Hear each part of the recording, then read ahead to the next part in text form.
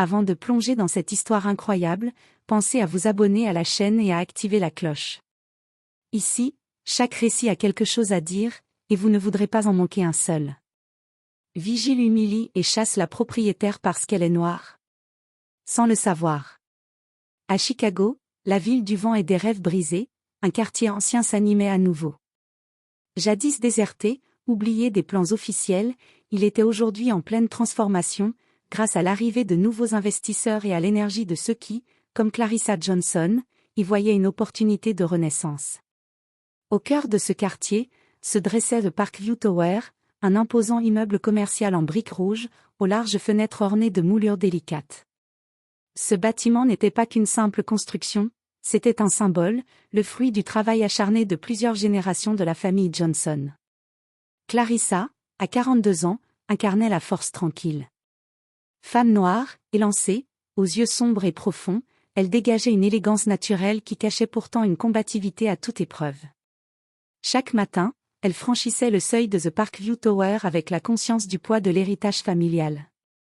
Son père, Charles Johnson, avait bâti cet immeuble dans les années 70, à une époque où les obstacles étaient immenses, surtout pour un homme noir dans une société marquée par la ségrégation et la discrimination. Charles avait lutté pour offrir à sa famille non seulement un patrimoine, mais aussi un espoir, un message d'ambition et de réussite. Depuis sa disparition 5 ans auparavant, Clarissa avait repris les rênes. La tâche n'était pas simple, l'immeuble nécessitait des rénovations majeures, et les banques hésitaient souvent à lui accorder des prêts. En plus des difficultés financières, Clarissa devait faire face aux regards sceptiques, aux murmures douteux sur ses capacités à gérer un tel héritage. Mais elle ne s'était jamais laissée abattre. Avec patience, intelligence et un réseau d'entrepreneurs diversifiés, elle avait redonné vie à The Parkview Tower. Elle avait attiré de petites boutiques locales, des start-ups prometteuses et des bureaux modernes, transformant le quartier en un lieu vivant, dynamique. De l'autre côté de cette histoire, à l'entrée du bâtiment, se tenait John Carter, 55 ans, vigile-chef de The Parkview Tower. Ancien militaire, John avait passé la majeure partie de sa vie dans une banlieue conservatrice du Midwest. Là-bas, la diversité était rare, et les valeurs qu'on lui avait inculquées reposaient sur la discipline, le respect strict des règles, et une certaine méfiance envers ce qu'il ne connaissait pas. Sa carrière dans l'armée lui avait donné un sens aigu de la hiérarchie et de l'ordre. Mais elle avait aussi figé en lui des jugements tacites, surtout envers ceux qui ne correspondaient pas à l'image qu'il se faisait du « bon ordre ». Sans qu'il en ait toujours conscience, John portait en lui des préjugés profondément ancrés, notamment vis-à-vis des femmes noires à la tête d'autorité comme Clarissa. Son rôle au Parkview Tower était clair, assurer la sécurité, appliquer les règles sans exception. Mais dans son esprit, cette rigueur côtoyait une certaine réserve, voire un scepticisme mal exprimé, face à la propriétaire noire qui dirigeait cet immeuble. Ce matin-là, l'air de Chicago était frais, presque mordant, chargé de promesses d'un automne qui s'annonçait long. Les feuilles d'érable jonchaient les trottoirs, et une légère brume glissait entre les bâtiments. Clarissa descendit de sa voiture électrique, garée juste devant l'entrée de The Parkview Tower. Elle avait mis tout son cœur dans la préparation de cette journée, une réunion cruciale l'attendait avec des investisseurs de New York intéressés par l'acquisition d'un étage entier pour y installer un incubateur technologique. Ce contrat représentait non seulement des revenus importants, mais aussi une reconnaissance publique du travail colossal qu'elle avait accompli. Clarissa portait une robe noire en soie, sobre mais sophistiquée, et un manteau camel bien cintré. Ses cheveux étaient relevés en un chignon parfait, ses boucles d'oreilles discrètes, son maquillage léger. Elle rayonnait de cette force élégante que seule la fatigue des combattants invisibles pouvait ternir à peine. Son sac à main contenait les dossiers clés, mais aussi les traces d'innombrables nuits sans sommeil passées à tout orchestrer. Lorsqu'elle monta les 3 marches menant à l'entrée de l'immeuble, elle croisa quelques employés déjà en place. Certains la saluèrent d'un hochement de tête poli. Elle leur répondit d'un sourire rapide, le pas déterminé. Mais ce matin-là, John Carter était d'humeur encore plus rigide que d'habitude. Debout à son poste, droit comme un piquet dans son uniforme bleu marine, la casquette enfoncée bas sur le front, il passait au crible chaque visage qui franchissait la porte. Il avait reçu une note concernant une possible augmentation de vigilance en raison d'une tentative de vol dans un immeuble voisin. Et quand ses yeux se posèrent sur Clarissa, quelque chose en lui se crispa. Elle n'avait pas son badge apparent. Elle venait seule. Et surtout, il n'arrivait pas ou refusait inconsciemment de la reconnaître comme l'autorité suprême de ces lieux. Il fit un pas en avant. « Madame, vous devez présenter votre badge pour entrer, dit-il d'un ton tranchant, sans émotion. » Clarissa s'arrêta net, surprise. Cela faisait des mois qu'elle entrait et sortait librement sans que John ne lui adresse plus qu'un simple bonjour. Mais aujourd'hui, son ton avait changé. Il n'y avait ni respect, ni reconnaissance dans sa voix. « John, c'est moi, Clarissa Johnson. Je suis la propriétaire. J'ai toujours eu accès libre. Vous le savez. » Il la fixa une seconde, mais son expression resta fermée. Un froncement d'yeux, imperceptible, mais qui trahissait quelque chose, du doute? De la gêne? Ou une simple volonté de s'imposer? « Je ne fais pas de distinction, madame. Les règles s'appliquent à tout le monde. Badge visible ou pas d'entrée. » Clarissa sentit une tension soudaine dans sa poitrine. Une forme d'injustice, de déséquilibre brutal. Mais elle prit sur elle. Elle avait trop travaillé pour cette journée. Ce n'était pas le moment de perdre patience. « John, je gère cet immeuble. Je suis ici avant tout le monde, tous les jours, depuis 5 ans. Vous connaissez mon visage. Je mérite un minimum de respect. » Mais au lieu d'apaiser les choses, ces mots semblèrent l'irriter davantage. Il redressa les épaules, comme s'il voulait affirmer une autorité dont il craignait qu'elle lui échappe. « Les règles sont les règles, madame. Si vous ne pouvez pas vous conformer, je vais devoir vous demander de quitter l'entrée. Allez chercher votre badge ou faites-vous enregistrer comme tout le monde. » Clarissa ouvrit la bouche pour répondre, mais son regard fut attiré par ceux qui l'entouraient. 2 jeunes employés d'une agence marketing s'étaient arrêtés dans le hall. Une responsable de boutique au rez-de-chaussée sortait son téléphone discrètement, comme si elle sentait que la scène allait devenir virale. Clarissa sentit le rouge lui monter aux joues. Pas de honte. De rage contenue. Elle allait parler, mais John fit un geste. Pas agressif. Mais autoritaire. Il s'avança légèrement et tendit le bras, lui bloquant physiquement le passage avec une fermeté mesurée. Un geste humiliant, presque paternel, comme si elle était une simple intruse, une inconnue. « Veuillez reculer, madame. C'est mon dernier avertissement. » Clarissa sentit un frisson glacé lui traverser la colonne vertébrale. Ce n'était pas le froid du matin d'octobre, ni même le souffle du vent de Chicago qui balayait les feuilles mortes sur le trottoir. C'était ce froid intérieur, celui qui naît dans le cœur quand l'humiliation fuse sans prévenir. Elle se tenait là, figée un instant, comme pétrifiée dans le marbre du hall, face à un vigile qui venait de nier son existence, son autorité, son identité. Elle n'était pas une simple visiteuse mal identifiée. Elle était Clarissa Johnson, héritière et gestionnaire de cet immeuble. Mais aujourd'hui, dans le regard de John Carter, elle n'était qu'une femme noire de plus, à qui on demandait des papiers. Une silhouette parmi d'autres. Suspecte par défaut.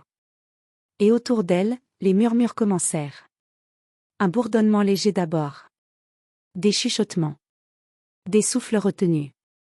Des regards qui n'osaient pas la soutenir pleinement mais qui, dans leur silence, participaient à la scène. Elle entendit une jeune femme dire à voix basse. « C'est pas la proprio ? C'est elle, non ?» Un autre répondit. « Peut-être qu'il la connaît pas.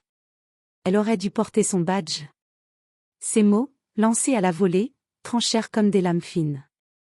Chaque syllabe faisait l'effet d'un rappel cruel, malgré tout ce qu'elle avait construit, malgré tous ses efforts, tout pouvait s'écrouler en une seconde, il suffisait d'un homme, d'un regard, d'un doute. Mais Clarissa, même tremblante, refusa de céder à la colère. Elle sentit les larmes monter, denses, chaudes, salées, mais elle les retint. Elle ne donnerait pas à cette scène une fin explosive. Elle ne se mettrait pas à hurler, à gifler, à pleurer. Elle ne deviendrait pas le cliché qu'ils attendaient peut-être inconsciemment. Elle redressa le menton, inspira lentement, puis se retourna dignement. Chaque pas qu'elle fit en direction de la sortie fut un combat intérieur. Sa poitrine était lourde, ses mains tremblaient à peine. Elle traversa le hall en silence, mais chaque battement de ses talons sur le sol sonnait comme un cri muet.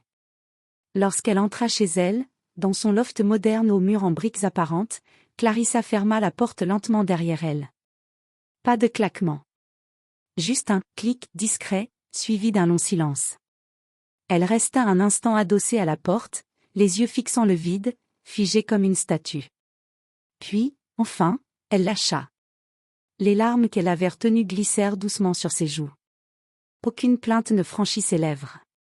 C'était un silence profond, comme celui qu'on trouve dans les cimetières d'anciens souvenirs. Elle retira ses talons, les posa soigneusement dans l'entrée.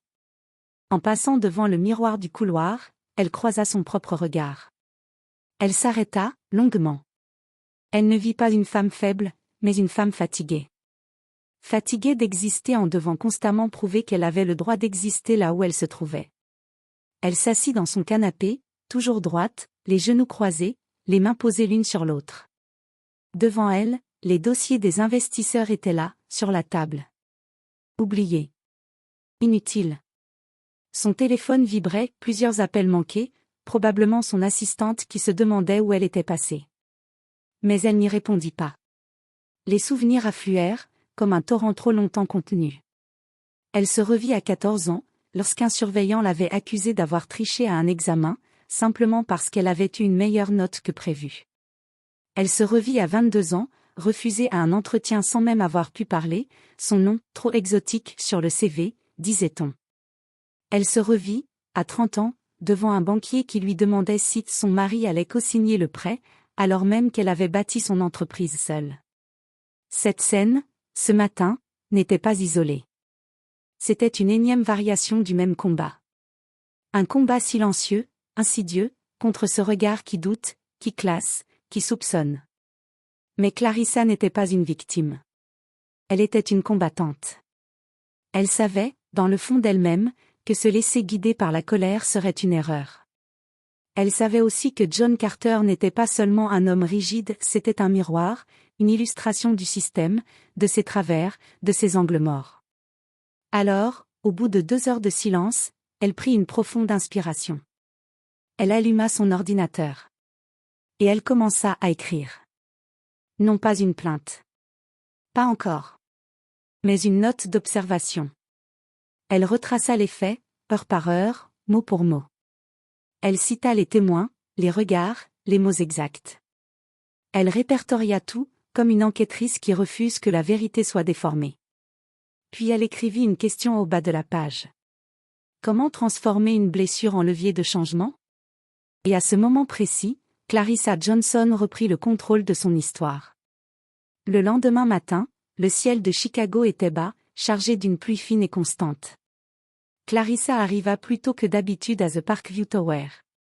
Elle ne croisa pas John. Il avait commencé son service 1 heure plus tard ce jour-là.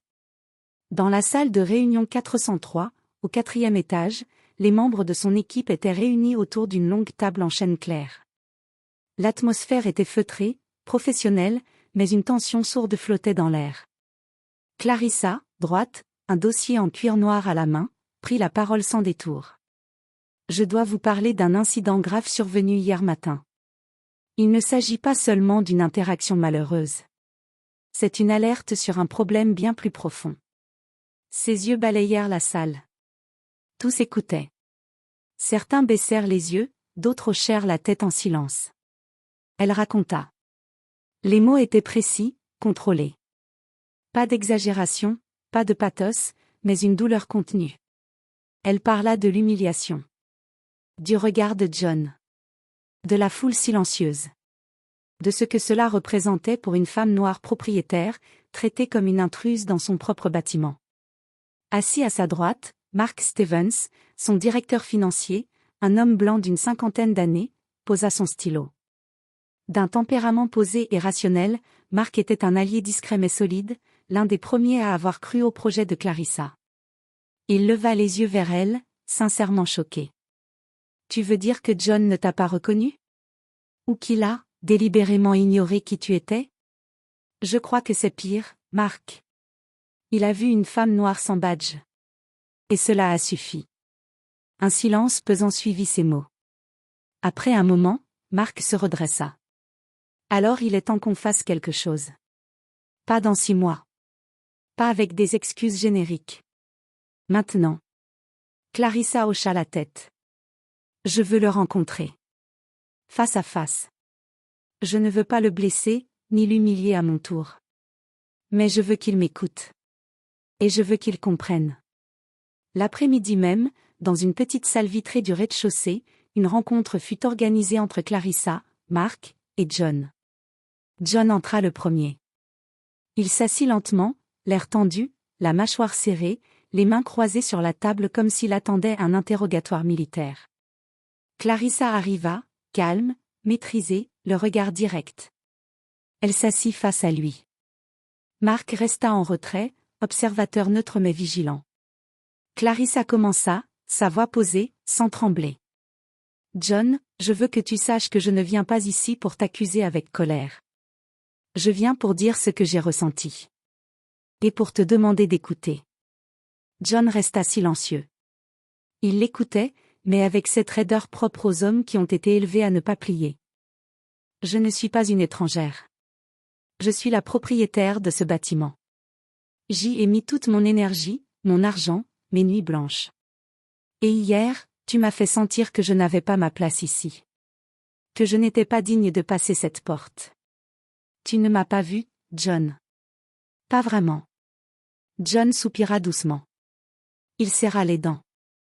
Je ne voulais pas vous humilier, Madame Johnson. Je fais seulement mon travail. C'est tout ce que j'ai toujours su faire, appliquer les règles. Clarissa hocha lentement la tête. Je comprends. Mais parfois, le vrai travail, c'est aussi de voir au-delà des apparences. De se demander pourquoi on applique certaines règles plus sévèrement à certains qu'à d'autres. John ne répondit pas. Mais ses yeux se détournèrent. Une ride se creusa entre ses sourcils. Il y avait, derrière sa façade dure, une gêne réelle. Peut-être même un début de prise de conscience. Après quelques instants de silence, Mark intervint doucement. « John, nous ne sommes pas là pour te punir. Mais pour grandir ensemble. Ce bâtiment n'est pas juste un lieu de travail. C'est un lieu où des gens vivent, se battent, réussissent. Il faut qu'on le protège, dans tous les sens du mot. » Clarissa, avec l'appui de Mark, proposa alors une initiative qu'elle mûrissait depuis longtemps, mais qu'elle n'avait jamais osé imposer de peur de paraître trop engagée, une formation obligatoire pour tout le personnel de sécurité, d'administration, et même les gestionnaires de boutiques. Une formation sur les biais inconscients. Sur la diversité. Sur l'inclusion. Sur les regards que l'on porte sans s'en rendre compte. Sur les mots qu'on prononce sans malice, mais qui blessent. John accepta. Pas immédiatement.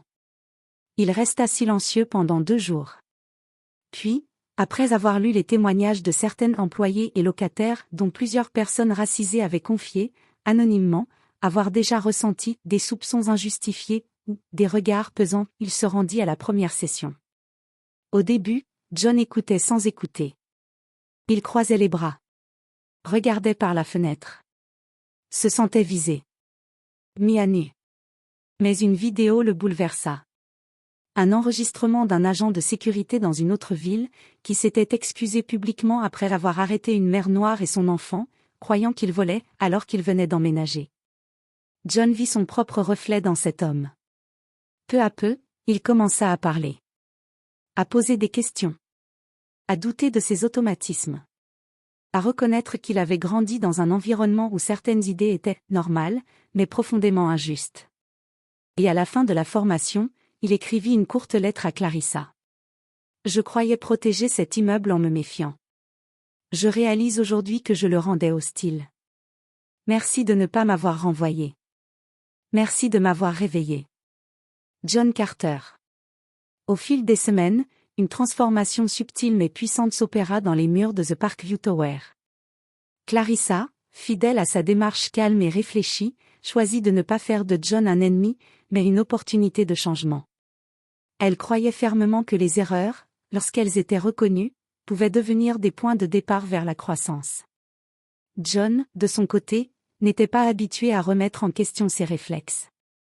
Ancien sergent de l'armée, il avait toujours fonctionné selon un code rigide, ordre, discipline, application des règles sans compromis. Pourtant, depuis cette confrontation avec Clarissa, un doute s'était insinué. Était-il possible qu'en voulant être juste, il ait été injuste? Que sa rigueur ait masqué des préjugés profonds? Ce doute, inconfortable mais tenace, le força à réfléchir. Pendant la formation sur les biais inconscients, il écouta, d'abord en silence, puis avec attention. Les histoires de discrimination racontées par d'autres employés, les exemples réels, les données sur les micro-agressions, tout cela lui ouvrit les yeux. Il se souvint de moments de sa vie où il avait vu sans comprendre. Où il avait jugé sans savoir. Une phrase d'un intervenant le bouleversa: le racisme n'est pas toujours un acte violent. Parfois, c'est juste le refus de voir l'humanité de l'autre. Peu à peu, John changea. Il commença à saluer chaque matin les locataires qu'il ignorait autrefois. Il fit l'effort de connaître les prénoms, d'écouter les histoires. Il demanda à Clarissa si elle accepterait de lui parler un peu plus de son père, celui qui avait bâti l'immeuble. Elle accepta, touchée par sa démarche sincère. Elle lui montra des photos, des lettres, des plans anciens. John fut impressionné par la vision, le courage, la ténacité de cet homme noir dans un monde d'obstacles. Et il comprit à quel point Clarissa portait cet héritage avec fierté et douleur. Un mois plus tard, lors d'un petit déjeuner communautaire organisé dans le hall principal, John demanda la parole. Devant une trentaine de locataires, employés et visiteurs, il se leva, droit comme un militaire mais le regard humble. Je voudrais dire quelque chose. J'ai jugé une femme sur ce qu'elle semblait être, et non sur ce qu'elle est. J'ai manqué de respect à Madame Johnson, la propriétaire de ce lieu que nous partageons tous. Je m'en excuse publiquement. Un silence pesant s'installa, puis un léger murmure d'approbation, suivi d'applaudissements sincères. Clarissa sourit, émue mais digne.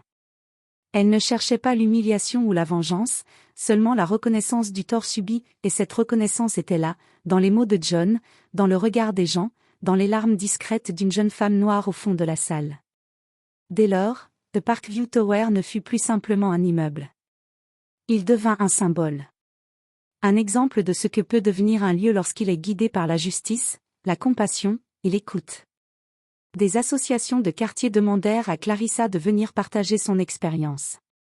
Elle créa un programme éducatif appelé Briser les murs, visant à former les entreprises à mieux accueillir la diversité.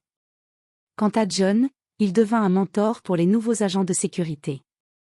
Il leur parlait non seulement de protocole, mais aussi de respect, de conscience, d'ouverture. Il racontait son histoire comme un avertissement, mais aussi comme une preuve qu'on peut changer. Clarissa, elle, continua son combat. Non pas par colère, mais par responsabilité. Elle savait qu'elle n'était pas seule à devoir prouver sa légitimité, encore et encore.